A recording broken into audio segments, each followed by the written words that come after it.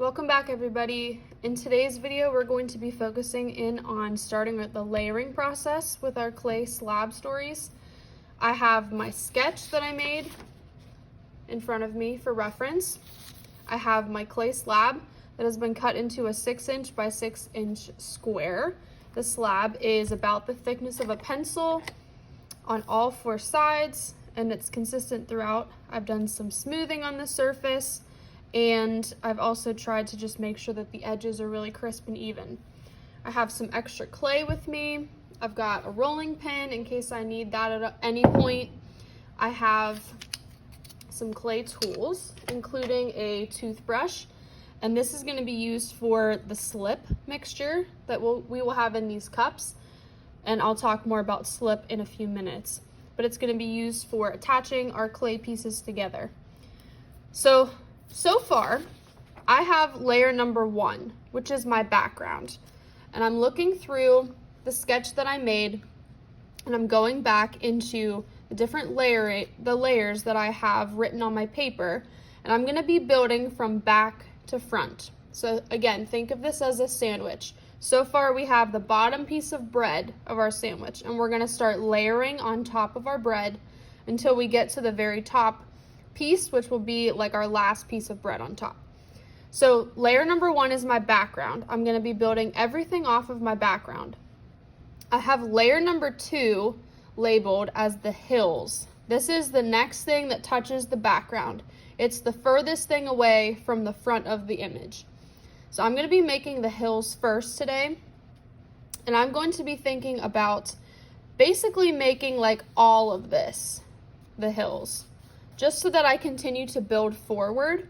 So I'm gonna, even though this is only the part that's gonna stay the hills, and I'll be adding the bottom 4th layer on later, I am gonna try to cut out a piece of my clay that's gonna be kind of like this whole shape, almost the bottom half of my 6" by 6" square. So the first thing that I need to do is make sure that I'm prepared to work with the clay again. I have all of my jewelry off. I put an apron on. I rolled up my sleeves. I have my hair pulled back because I don't want to have that in front of my face when I have clay all over my hands. I'm going to move my slab out of the way for a second so that I can roll a new piece of clay to make the hill section of my design. So again, I'm going to be using my rolling pin, standing as I do this. Now this is not as important to get the wooden pencil thickness, because we already have the base established and that is the correct thickness. This section here that I'm about to roll out does not necessarily have to be as thick as I told you the base needed to be. So I would actually make this a little bit thinner than I did before, simply because I don't want to have too many layers that are really thick on top of one another. If we have clay that's too thick and we put it in the kiln, then we have to worry about moisture or air particles being trapped in our clay and being forced apart by the heat of the kiln. So we do want to try to make these layers a little bit thinner than we made the initial base layer.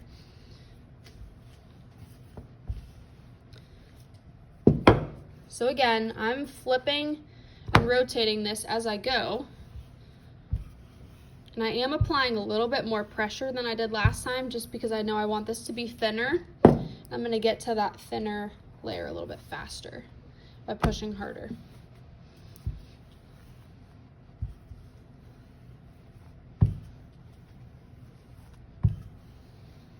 And this is most likely going to be way bigger than I actually need it to be, but I'm going to cut it down to the correct size.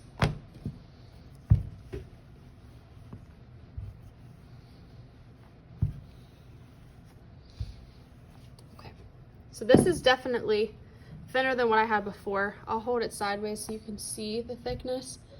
This is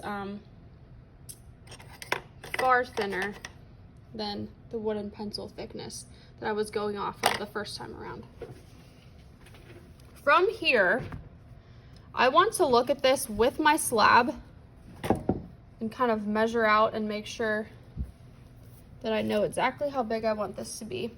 So if I kind of lay my slab right up against here, I know that I need it to be 6 inches wide because it's going to span the whole way across. my composition. So I'm gonna make some little marks here for myself. So I know it needs to be this wide. And I can even use a ruler if that would help. So I have my width of how big I need to make this layer. And I'll also just give myself a flat edge on the bottom here as well. Now I'm looking at my paper here, and I want to make 2 of these bumps. So I'm going to, I can either do this with the fettling knife if I feel comfortable, or I can use one of the wooden pencil tools that has a point on the end like this and treat this almost like a pencil for sketching. So if I line this bottom part of my box up with the bottom of my clay, and I'll slide this up so you can actually see the bottom. If I line up the bottom with this, I'm gonna kind of guesstimate, like here's where my hills are starting.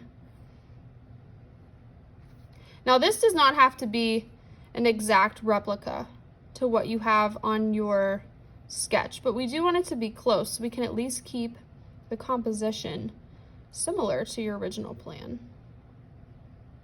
And because I sketched this lightly, I have the ability to use my finger to almost erase and smooth things back out again.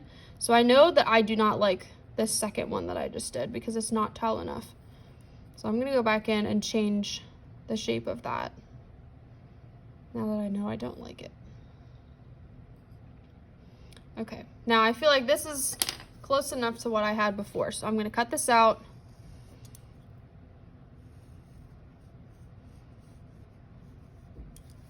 This is my extra clay. I'm gonna save this for later. And now I'm gonna pull my slab back over and I'm gonna attach this. So think of this as the next layer on top of here. I'm gonna lay this down. This is layer number 2.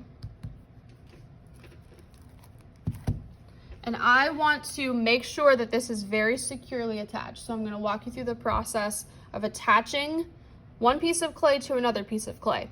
For this step, we need our slip container. Slip is simply just water and clay mixed together, and all of the clay particles have kind of dissolved in here. So it's made kind of like a slushy mix of clay and water that looks kind of like mud. This is gonna act similar to glue in this situation. When it dries, it will harden and it will help secure these pieces together. Now the key is I want to scratch and attach is basically what you need to think about. And I'm gonna actually do this before I lift this off. I'm gonna lightly trace out with my either wooden pencil tool or my knife onto the background here so that I remember where this is gonna be placed. So I'm pulling this off. I have like a little outline of where this is going on the background. I need to scratch the 2 sides that are going to be connected to one another. So I'm gonna use my toothbrush and my slip. I'm gonna get some slip on my toothbrush and I'm going to scratch up the surface of where these 2 pieces are gonna be attached together. Now I'm not like gouging into this as hard as I can, but I do wanna have some texture on the surface. Think of this as like creating Velcro. So I'm scratching this. Now this is the back of my layer. I'm gonna do the same thing on the back. The texture creates 2 surfaces that wanna stick together and they can't really slide apart from one another as easily. So I've got slip and scratching on the back of my hills and then also on the slab where it's going. And I'm going to then lay these together. I'm gonna kind of wiggle them around a little bit, almost to like seal up that Velcro.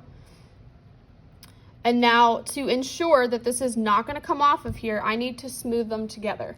So this step here, I'm gonna use a wooden tool and I'm going to go along the top edge of where I just attached and I'm gonna pull the clay together. So I'm pulling clay from the hills onto the background. So I'm using this flat wooden tool here. I'm pulling it onto, and basically I'm getting rid of that seam. See how you can no longer see the line in between those 2 pieces? That's gonna help hold them together and make sure that this doesn't fall off. So I'm going around and I'm gonna seal up every part of this just to make sure that there's no chance of it falling off of here. And now this isn't always the most clean process, so I am gonna go back in with my finger as I do this, and I'm gonna smooth it out just to ensure that it looks good. I like to use my finger for smoothing a lot more than I like to use tools because you have way more control over the pressure. So I am definitely one that uses my finger more than anything else with the clay. So see now, that is a smooth surface right along there.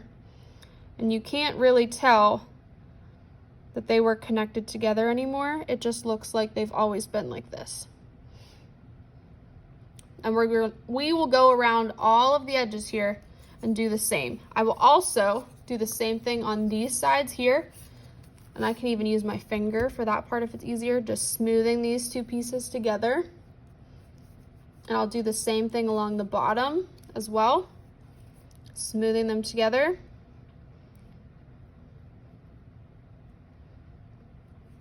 And then on the left side.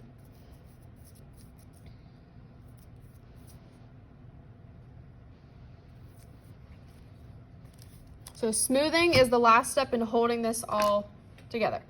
And as we continue to build, I'm gonna suggest to you that you think about the amount of detail that you use in each of these layers. So if you think about any picture that you see of a landscape, or even if you're standing outside and you're looking at something that's far away from you, it's a lot harder to see details of objects that are far away. So also consider that while you are doing this project.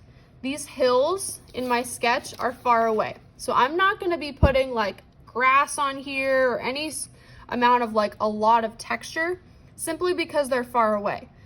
Now I will be including a lot of texture in these rocks and in the ground that's closest to the front of the picture and in the tree, but to kind of give myself some contrast, there's gonna be a lot of texture in the front. I'm gonna leave the hills kind of plain. I will paint these later, and that will help give more definition and understanding of what they are. But for right now, I'm just gonna leave them the way that they are. I also can think about carving into the clay. So I don't always have to add to it, I can also carve into it. So I want this hill to look like it's standing out a little bit more than this hill. I'm gonna use one of these scooper tools. I don't know if they have a technical name or not, but this is made out of just metal or wire. And this you can almost think about as scooping, like if you have a pumpkin and you are carving out the inside and you're scooping out the guts, this is kind of like what this can help you do. So I'm gonna use this and very carefully along here, just pull some of the top layer of this clay off. Now the trick with this is if you go too far into the clay, then you run into issues because it's gonna go deeper into the background that you have, which you don't wanna actually hit the background. So I'm trying to do this very slowly and in small layers. And I will smooth all of this out once I have the bulk of it scraped off of here. But this will give me kind of two dimensions to my hills. One that looks like it's closer and one that looks like it's further away simply because it's further back on the background. And it's gonna create more depth in my composition. So this seems messy. A lot of clay stuff at first is messy and then you smooth and you clean. But it is messy initially.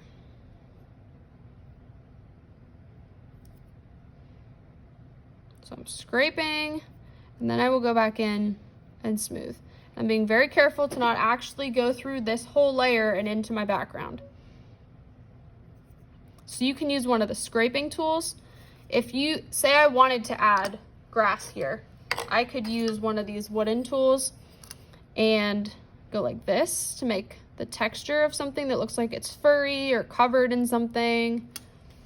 So these tools are all at your disposal to be smoothing or using for texture or making bumps.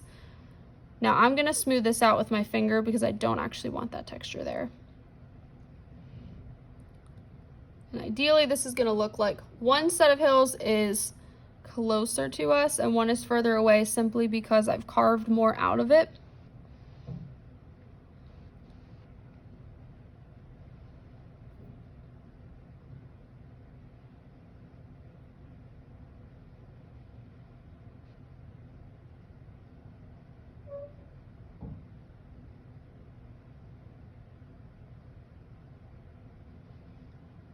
And as I mentioned before in one of the first videos on this clay project, if you're noticing that the clay is sticking to your hands, then that probably means that it's not quite at the consistency that you need for smoothing. So if it's consistently coming off on your hands as you're trying to smooth, then you might want to wait another day for it to dry out a little bit more, because it does smooth a little bit better if it's not really wet. So I'm going along the edge here and just creating more of a nice crisp edge for myself to try to help give this a little bit more definition. So this is step one of adding layers in. I've got layer number 2 on here. Now I'll be working on the castle in the next video, and that will show you how to add in a little bit more detail and texture and some other hand building techniques like rolling things, and that will help with your hand building of different items with detail.